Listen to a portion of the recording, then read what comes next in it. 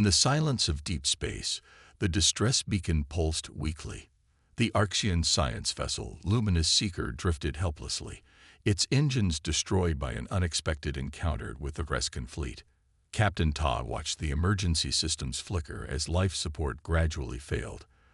Their attackers had left them to die slowly, considering the small research vessel beneath their notice after disabling it. Any response to our distress call? Tai asked his communications officer. None, Captain. We're broadcasting on all frequencies, but we're far from established trade routes, Officer Ju replied, her 4 eyes blinking in synchronized anxiety. What the Archeans didn't know was that their signal had been picked up by an uncharted outpost on the edge of what the galactic community called forbidden space, the territory of a species that most considered primitive but had been granted a wide berth due to disturbing rumors. The humans had heard their call. Captain Todd moved slowly through the dimming corridors of the Luminous Seeker. The ship's power reserves were dropping faster than expected.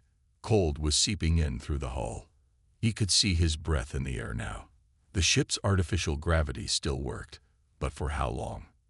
The research vessel had been on a routine mission to study a nearby nebula when the Rescan warships appeared. The attack came without warning or reason. The Archeans were peaceful researchers, not worth the time or effort to destroy completely. So the Rescans had merely crippled their ship and left them to a slow death in the void. In the control room, the remaining crew worked desperately to keep systems online. 6 Archeans remained alive. Their blue skin had paled from lack of heat, and their 4-fingered hands moved stiffly over the controls. Life support can last another 30 hours if we shut down all non-essential systems, Chief Engineer Minho reported, his voice tight with controlled fear. Ta nodded. Do it. Redirect all power to life support and the distress beacon. The lights dimmed further as Minho rerouted power. Soon the ship was bathed only in the red emergency lighting. What about the specimens? Asked Science Officer Hannah. Her research team had collected rare bacterial samples from the nebula. They were stored in temperature-controlled units that would fail without power. Ta looked at her with sympathy. I'm sorry, Hannah. We need the power. She nodded, accepting the loss of months of work. Juhu suddenly straightened at her console. Captain, I'm getting unusual readings at the edge of our sensor range. Ta moved quickly to her side. Rescan's returning. No. Juhu's 4 eyes widened. I don't recognize the signature. It's massive but barely registers on our sensors, like it's absorbing our scanning beams. Show me. The main screen flickered to life, showing a grainy image of what appeared to be empty space. But then something moved. A shadow against the stars, blocking them out briefly. That can't be right, Minho whispered. Something that size would have a massive energy signature. The shadow moved again, more deliberately now. It was coming toward them. Is it responding to our distress call? Hannah asked. Unknown, said Juwu. But it's definitely changing course to intercept us. Fear rippled through the control room. In their part of the galaxy, unknown often meant danger. Continue broadcasting our identification and distress call, Tay ordered. Make it clear we are non-combatants. Yes, Captain, Juwu replied, her fingers dancing over the controls. Minutes passed in tense silence. The shadow grew larger on their screens, but details remained frustratingly unclear. Captain, Juwu said suddenly, we're being scanned. Very advanced technology. It's cutting through our systems like they're not even there. Before Tai could respond, a voice came through their communication system. The language was unfamiliar, but somehow they understood it perfectly. Archean vessel Luminous Seeker, this is Captain Sun of the Earth Fleet vessel Nighthawk. We've received your distress call and are moving to assist. Please stand by. The Archeans looked at each other in shock. Earth Fleet. Humans. The forbidden species. How are we understanding them? Minho asked. Some kind of translation technology, Hannah replied, her scientific curiosity momentarily overriding her fear. Highly advanced. Ta stepped forward. "This is Captain Ta of the Luminous Seeker. We are a research vessel in need of immediate assistance. Our life support is failing." "Understood, Captain Ta," the human voice replied. "We're approaching now. You'll be able to see us in 3, 2, 1. The shadow on their screen suddenly resolved into a clear image as the human ship deactivated its cloaking technology. The Arctians gasped collectively. The vessel was unlike anything they had ever seen. Black as space itself, with sharp angular lines that seemed to absorb light rather than reflect it. No visible engines, yet it moved with incredible precision. It dwarfed their research vessel. "We'll establish a secure docking in 5 minutes, Captain Sun continued. "Our scans show your life support is critical. We'll bring medical teams." Ta found his voice. "Thank you, Captain Sun. But I must ask, why would humans help us? We were told your species avoids contact with the galactic community." There was a brief pause before the human captain responded. "Let's just say we don't appreciate the Greskins' hunting practices, and we've been watching this sector for some time." The massive ship drew alongside the Luminous Seeker with impossible grace. The Arctians watched in amazement as a docking tube extended from the human vessel, sealing perfectly against their damaged airlock. "Prepare for boarding," Captain Sun announced. "Don't be alarmed by our appearance or equipment. We're here to help." The inner airlock door slid open. Standing there were 3 figures in sleek black armor. They looked similar to Arctians in basic shape. Bipedal, 2 arms, 1 head, but the differences were striking. They were taller, more solidly built. Their faces were partially visible through clear sections of their helmets. Flat faces with 2 eyes instead of 4, no tentacle ridges on their jaws. The leader stepped forward and removed her helmet. Her skin was a color the Arctians had never seen before, her hair dark and pulled back tightly. "I'm Lieutenant Da," she said. "We need to move quickly. Your ship's core is becoming unstable." Ta found himself trusting these strange humans immediately. Perhaps it was desperation, or perhaps it was something in their confident, purposeful movements. "Thank you," he said simply. "We are in your debt." Lieutenant Da smiled. It was a predator's smile, but somehow reassuring. "The Greskins should never have come to this sector," she said. "Now they'll learn why humans were left alone for so long." General Suk stood before the holographic display, studying the distress signal's origin point. As commander of Earth's Rapid Interstellar Response Force, she had authority to deploy without waiting for bureaucratic approval. "Species identification confirmed as Arctian, sir," her intelligence officer reported. "Peaceful researchers, according to our limited intel. Their distress call indicates they were attacked by Greskins." Suk nodded grimly. The Greskins again, always preying on the defenseless. She turned to her command staff. "Prepare Strike Team Alpha. I want the Devastator ready for jump in 30 minutes. Her XO raised an eyebrow. "The Devastator is overkill for a rescue operation." "This isn't just a rescue," Suk replied. "It's time the galaxy learned what happens when you operate in humanity's sphere of influence. The Greskins have been pushing boundaries for too long."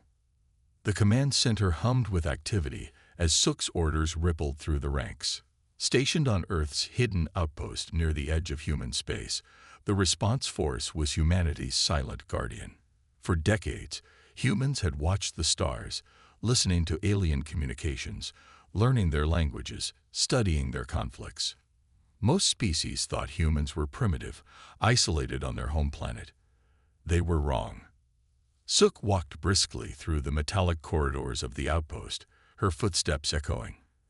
At 53, she was one of Earth's most decorated commanders. Her black uniform was simple but immaculate, with only small silver pins marking her rank. Her gray-streaked hair was pulled back tightly, revealing sharp cheekbones and eyes that missed nothing. "General, Strike Team Alpha reports ready for briefing," said Lieutenant Kang, falling into step beside her. "Good. What's the status of the Devastator?" "Engineering reports full combat readiness. They're loading the new stealth field generators now." Suk smiled slightly. Perfect timing for a field test. They entered the briefing room, where 12 soldiers stood at attention.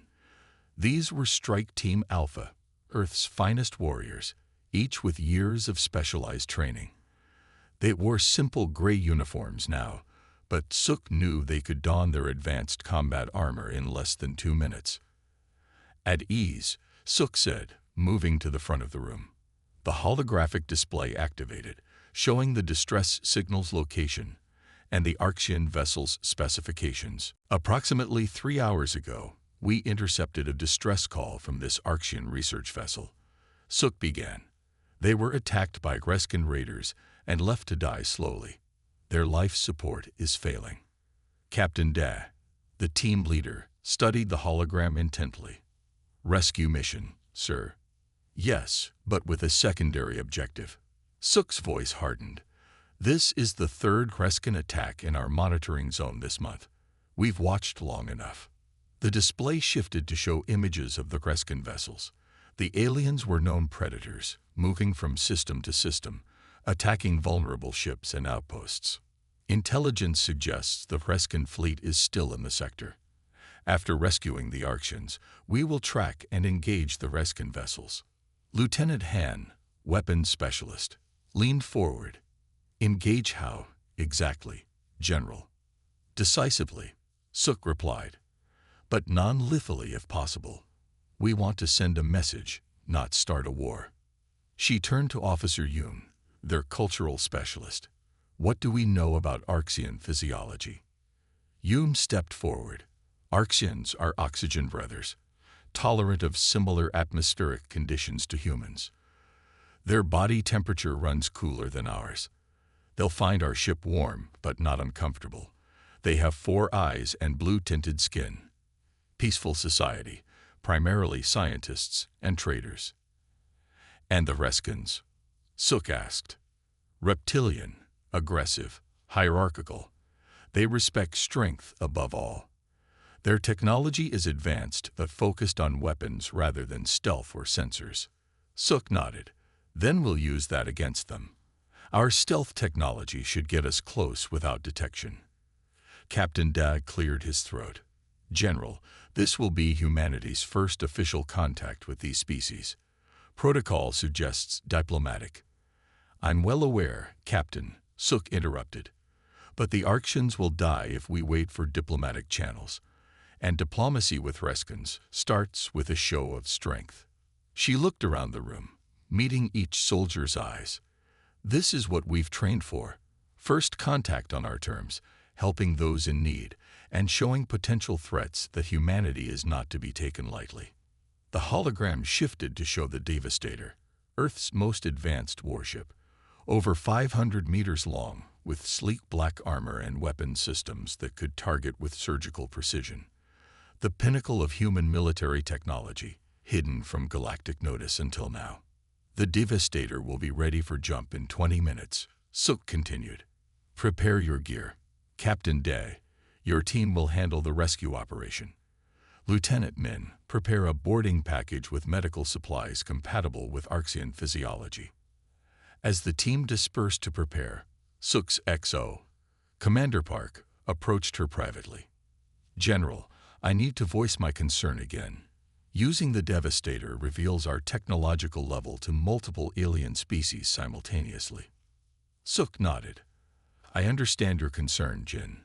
But the Council has been debating first contact for years, while we watch aliens suffer and die at the hands of predator species.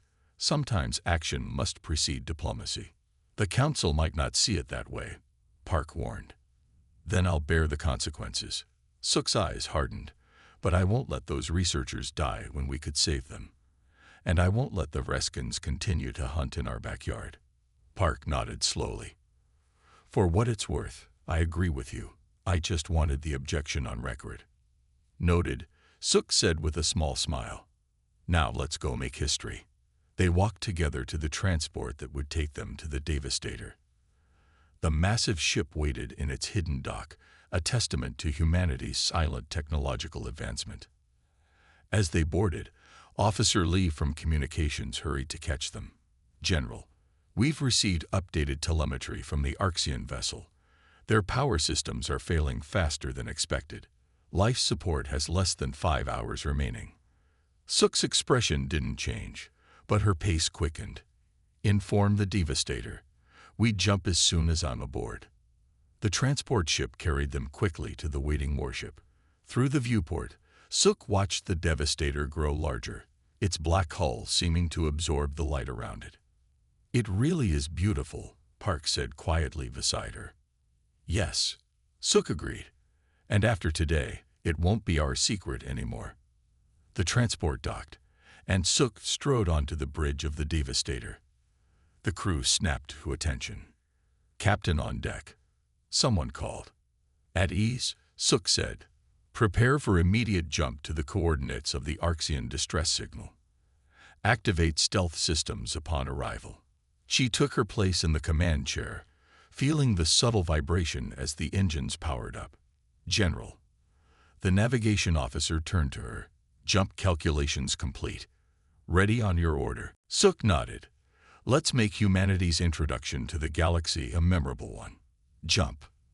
The massive human warship materialized from hyperspace like a predator emerging from mist. The Arxians had never seen anything like it. Sharp angles of black stealth material that seemed to devour light rather than reflect it. Weapon systems that hummed with barely contained energy. On the luminous seeker, Captain Ta felt a mixture of hope and terror as the enormous vessel approached and established communications. "Arxian vessel, this is the UES Devastator. We received your distress call. Prepare for boarding and evacuation." When the human boarding team breached their airlock, the Arxians were stunned.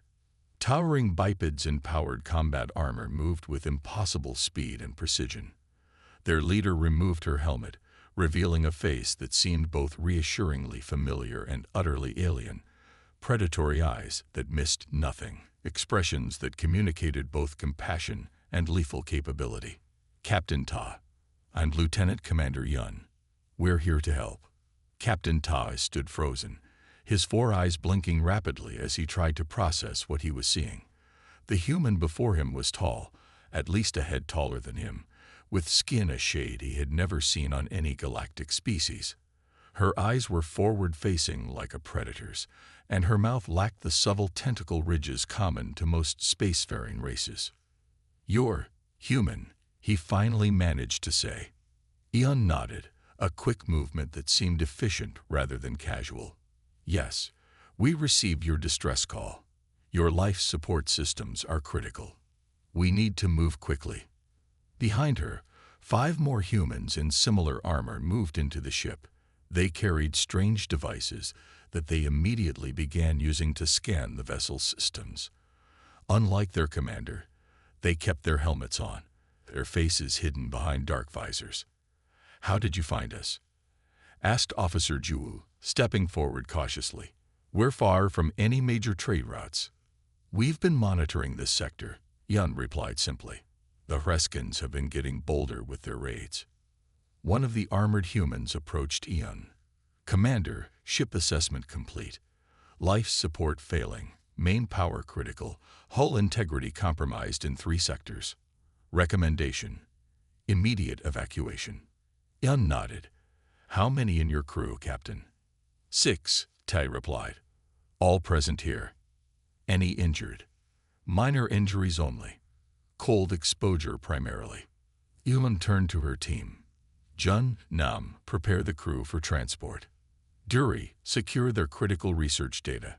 Ho, continue monitoring the ship's systems." The humans moved with practiced efficiency. 2 approached the Arxian crew with small devices that they passed over each of them, presumably medical scanners. Another connected a device to the ship's main computer terminal. "Your technology," Chief Engineer Minho said, watching wide-eyed.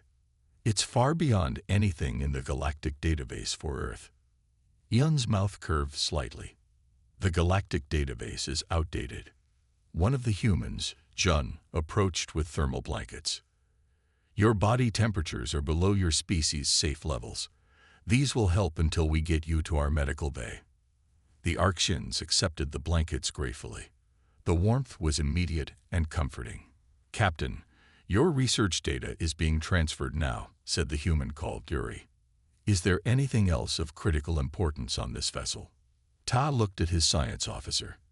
Hannah stepped forward hesitantly. "Our biological samples from the nebula. They're in cold storage unit 3. But the power—" "Show me," Dury said, his voice gentle despite his imposing armored presence. As Hannah led Dury away, Lun turned back to Ta. "Captain, we need to move now. Your ship's core is becoming unstable." "You're taking us aboard your vessel?" Tai asked, unable to keep the nervous tremble from his voice. Humans were the stuff of scary stories told to Arxian children.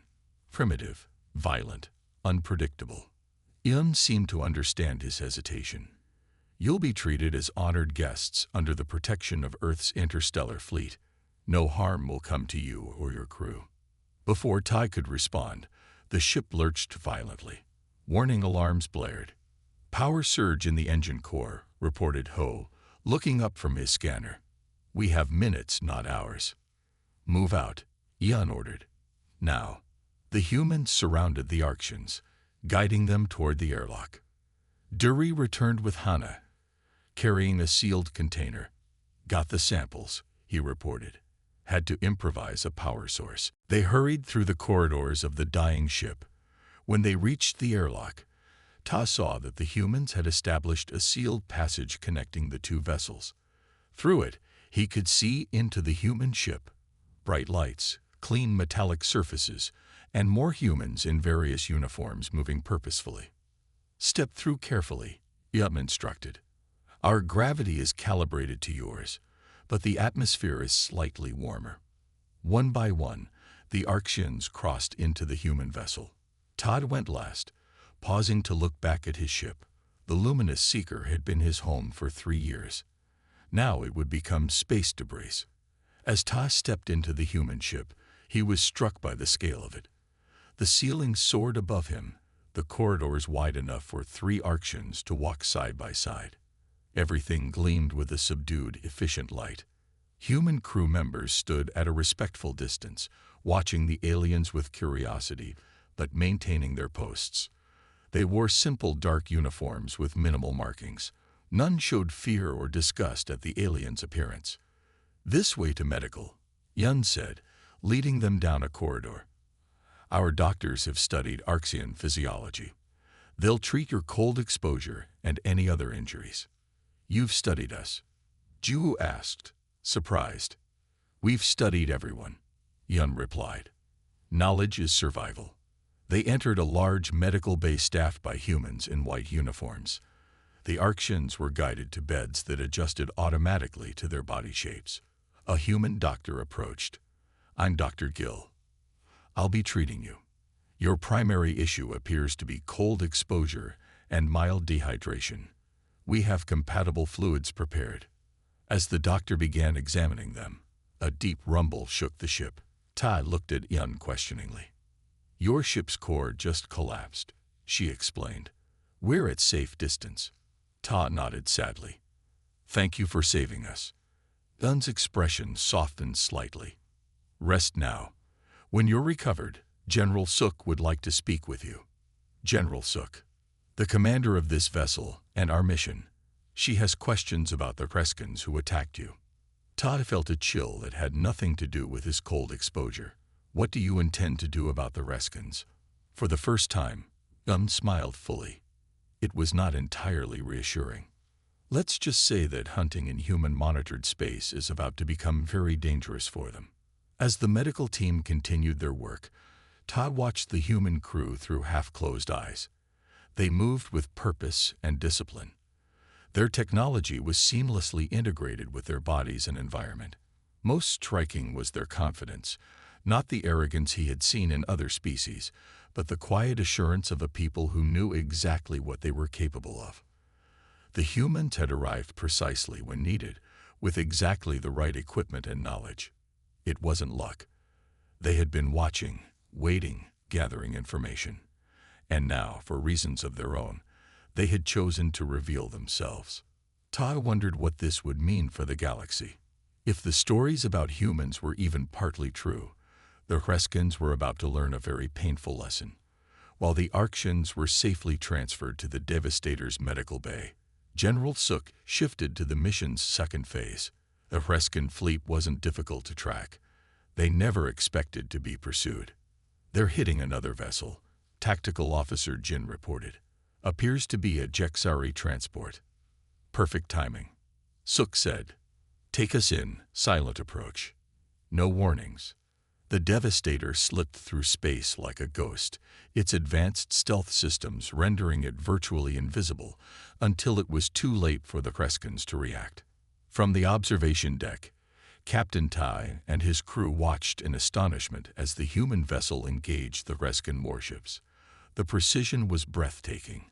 The humans didn't waste a single shot, disabling 3 warships in less than 2 minutes. "Why aren't they destroying them?" Ju asked. The human medical officer attending them smiled grimly. "General Suk prefers to leave witnesses. The story spreads faster that way." Dr. Gill had insisted the Arctians rest, but none could sleep knowing what was happening. When Captain Ta had asked to observe the operation against the Reskins, the doctor had surprised him by agreeing.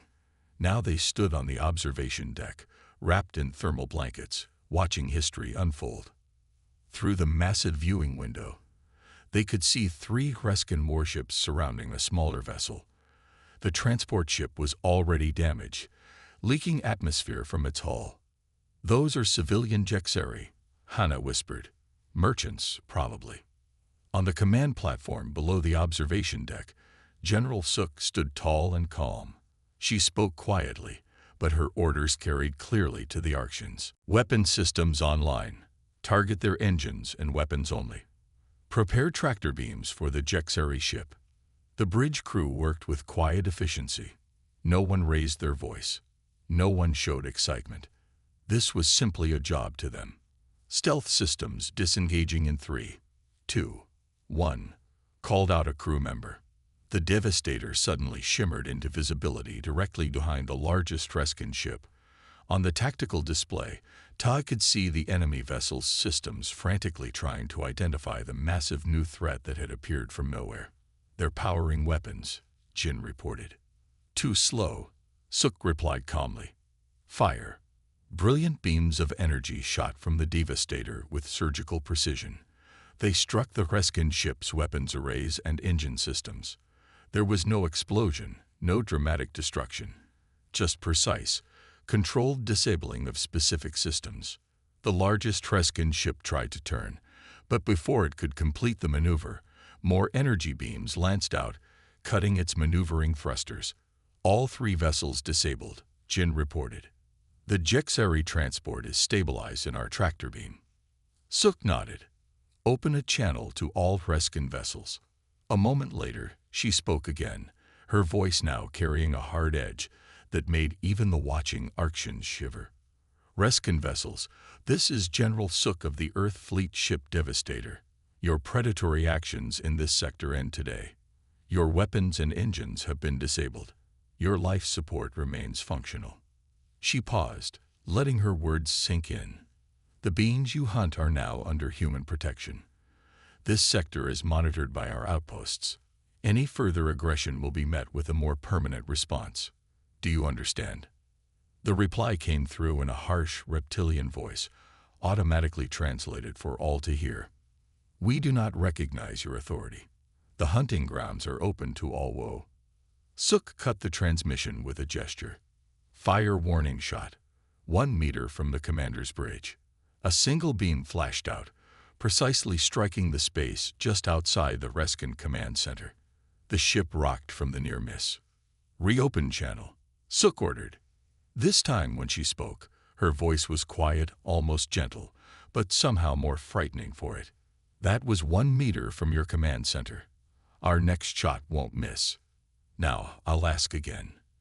Do you understand our terms?" Silence hung for several seconds before the Reskin voice returned, now subdued. "We understand." "Excellent. Beacon drones will be deployed throughout this sector. They will monitor all activity. Remember this day." Suk turned to another officer. Launch the beacons, then prepare to board the Jexari vessel. They'll need medical assistance." As the bridge crew carried out her orders, Sook looked up at the observation deck. Her eyes met Ta's. She gave a small nod of acknowledgement before turning back to her duties. Dr. Gill guided the Arxians away from the window. "That's the show for now. Let's get you back to medical." "The Jexari?" Hannah asked. "Will they be okay?" "Yes," Gill replied. "We've done this before. Not our first rescue." As they walked back through the corridors of the Devastator, Engineer Minho couldn't contain his questions. "Your weapons technology, it's incredibly precise. You could have destroyed those ships easily, yet you only disabled specific systems." Gill nodded. "Destruction is easy. Control is harder. General Sook believes in appropriate force." They reached the medical bay just as alarms sounded throughout the ship. "What's happening?" Tai asked. "Boarding teams deploying to the Jexari vessel," Jill explained, checking a small device on his wrist. "Standard rescue operation." Through the medical bay's viewing ports, they could see smaller craft launching from the Devastator, heading toward the damaged Jexari ship. "How long has your species been out here?" Ju asked, watching and intervening. Jill considered the question. "Officially, as of today. Unofficially, decades. But the galactic records show humans as a primitive species, barely capable of reaching their own moon," Minho said. The doctor smiled. "Sometimes being underestimated is an advantage." A crew member entered the medical bay and spoke quietly to Gill, who turned to the Arxians. "General Sook would like to speak with Captain Tai, if you're feeling up to it." Ta nodded. "Of course." Gill led him through more corridors until they reached the small meeting room. General Sook was already there, studying data on a holographic display. She looked up as Tai entered. "Captain," she said, gesturing to a chair. "Please sit. How are you feeling?" "Better, thank you," Tai replied, taking the offered seat. "I'm grateful for your help." Sook nodded. It was the right thing to do. She deactivated the holographic display and focused her full attention on him. "I wanted to speak with you about what happens next." "Next?" "Your rescue and our intervention with the Reskins marks humanity's official entrance into galactic affairs. The galaxy will have questions." Ta blinked all four eyes. "You want me to be your ambassador?" "In a way. You and the Jexari we've rescued will be the first non-humans to interact with us officially. Your accounts will shape how the galactic community perceives humanity." "And how do you want to be perceived?" Tai asked carefully. Sook's expression remained neutral. "Honestly, we are not conquerors. We have no interest in territories or resources, but we will not tolerate predatory behavior in sectors we monitor." She leaned forward slightly.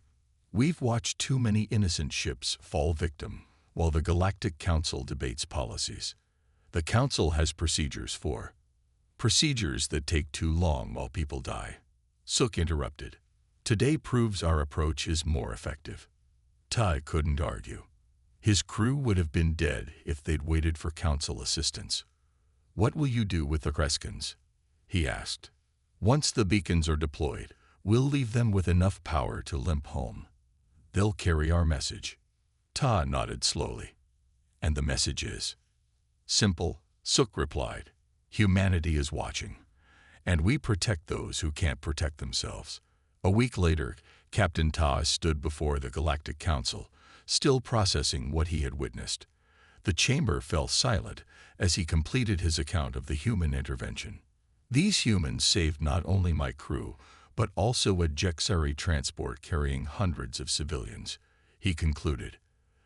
"They then returned us safely to Arxian space, refusing any payment or political favor." The Peltharian representative leaned forward. "And the Reskin fleet?" "The humans disabled their weapons and engines, then transmitted a message to all Reskin vessels. I was present when General Sook delivered it." Ta paused. She said, "The beings you view as prey are under humanity's protection now. This is your only warning." The council chamber erupted in murmurs. The oldest member, Ambassador Ba, raised a gnarled hand for silence. For centuries, we avoided human space based on ancient warnings. We thought them primitive, isolated, and dangerous. The ancient diplomat's eyes narrowed. Now I understand those warnings differently. They weren't suggesting we fear humans. They were suggesting we would need them someday. Ta nodded. The humans told me they've been watching, learning our languages, studying our conflicts. They said they were waiting for the right moment to introduce themselves. And they chose to do so by answering a distress call. Ambassador Ba mused. Yes, Tai replied. Their General Suk told me something I won't forget. Humanity doesn't seek conquest.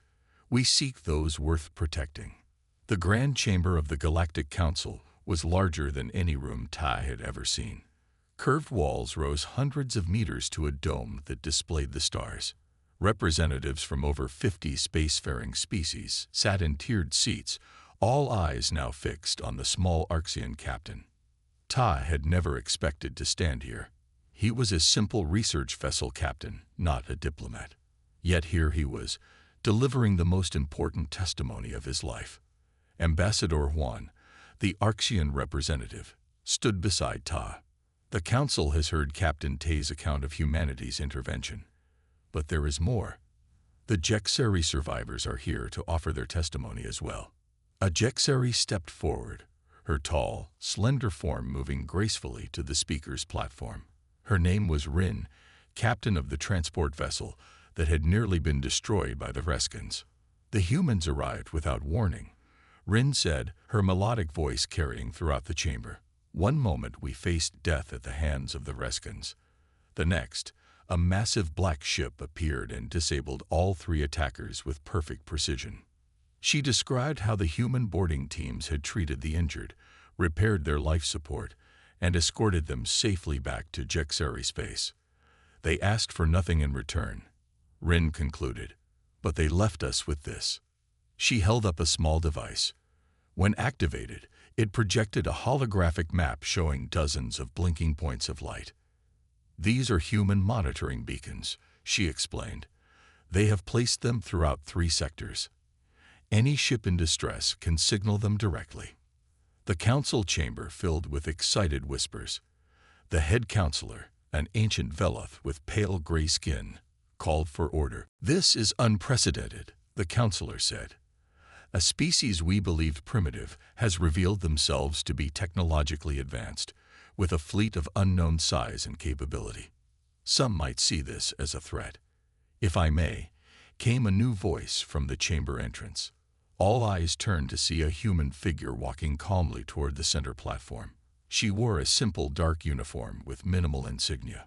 Her stride was confident, unhurried. General Suk, Ta whispered in surprise. The human nodded to him as she passed, then faced the council. I am General Suk of Earth's interstellar fleet.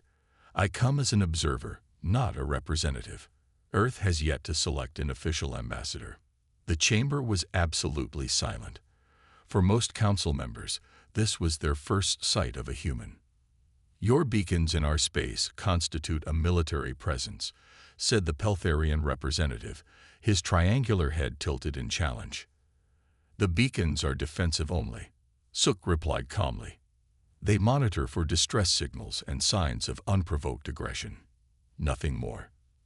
And what gives humans the right to police our space? The Peltharian pressed. Suk's expression didn't change.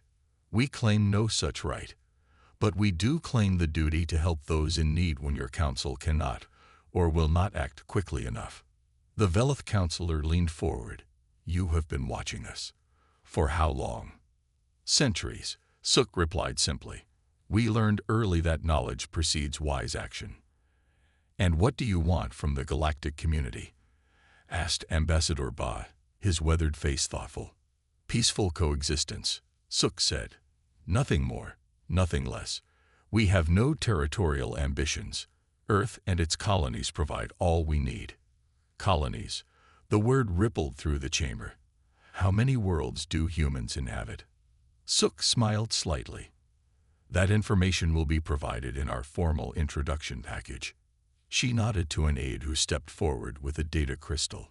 This contains an overview of human territory, capabilities, and proposed protocols for interaction.